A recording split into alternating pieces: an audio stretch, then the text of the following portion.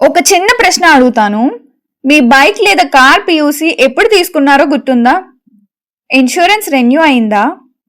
Fitness certificate సంగతి ఏంటి మరి? ఇదే ఇప్పుడు ఆంధ్రప్రదేశ్లో పెద్ద సమస్యగా మారింది.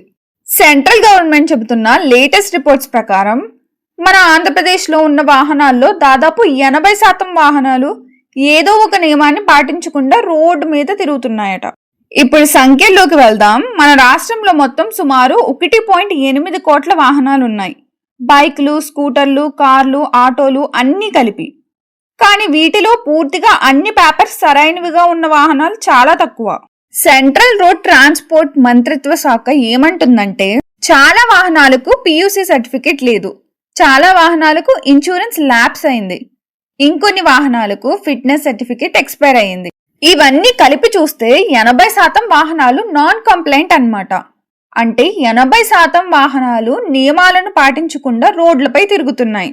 ఇప్పుడు ఒక ఇంపార్టెంట్ పాయింట్, ఇది పెద్ద కార్లు, బస్సుల గురించి కాదు, ముఖ్యంగా మనం రోజు వాడే బైక్లు, స్కూటర్లే ఎక్కువ నాన్ కంప్లైంట్ గా ఉన్నాయట. ఇంకో షాకింగ్ విషయం ఏంటంటే సర్కార్ డేటా ప్రకారం అన్ని పేపర్స్ సరైనవిగా ఉన్న వాహనాలు కేవలం 18 లక్షలు మాత్రమే. కొన్ని పేపర్స్ మిస్సింగ్ ఉన్నవి 98 లక్షలకు పైగా ఉన్నాయి. చాలా కాలంగా పేపర్స్ అప్డేట్ చేయని వాహనాలు 69 లక్షలు. పూర్తిగా రద్దు చేసే స్టేజ్కి వెళ్ళినవి 3 లక్షలకు పైగా ఉన్నాయి. ఇవి అన్ని అఫీషియల్ నంబర్స్.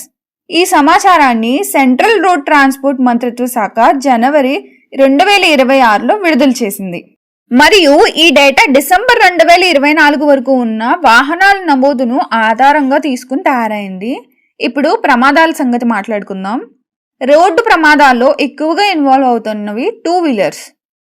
సుమారు 30 నుంచి 35% ప్రమాదాలు బైక్ రైడర్ల వల్లే జరుగుతున్నాయని రిపోర్ట్స్ చెబుతున్నాయి. హెల్మెట్ లేకపోవడం ఒక కారణం అయితే వెహికల్ ఫిట్నెస్ లేకపోవడం ఇంకో పెద్ద కారణం. ఇంకో సీరియస్ విషయం ఏంటంటే చాలా మంది ఇంకా ఇన్సూరెన్స్ లేకుండానే వాహనం నడుపుతున్నారు. యాక్సిడెంట్ అయితే బాధ మీ ఒక్కరిదే కాదు, ఎదుటి మనిషిది కూడా. థర్డ్ పార్టీ ఇన్సూరెన్స్ మ్యాండేటరీ అయినా ఇప్పటికీ చాలా మంది ఇగ్నోర్ చేస్తున్నారు. ఇప్పుడు ప్రభుత్వం ఏం చేయబోతుందంటే కొత్త సిస్టమ్ ప్రకారం పియూసీ లేదా ఇన్సూరెన్స్ లేదా ఫిట్నెస్ రెన్యూ చేయకపోతే మొదట తాత్కాలికంగా రికార్డుల్లోకి ఎక్కిస్తారు. వాహనం రోడ్డు మీద తిరగకుండా తాత్కాలికంగా నిలిపివేస్తారు.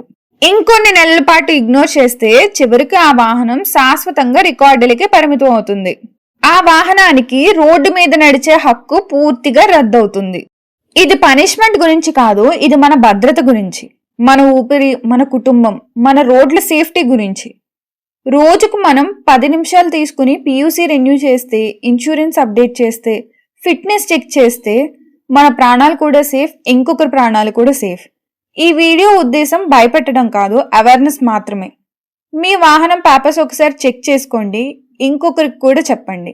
ఇలాంటి నిజమైన ఉపయోగపడే విషయాల కోసం సైలెంట్ టేల్స్ బై చందన ఛానల్ని సబ్స్క్రైబ్ చేయడం మర్చిపోవద్దు. Thank you for watching.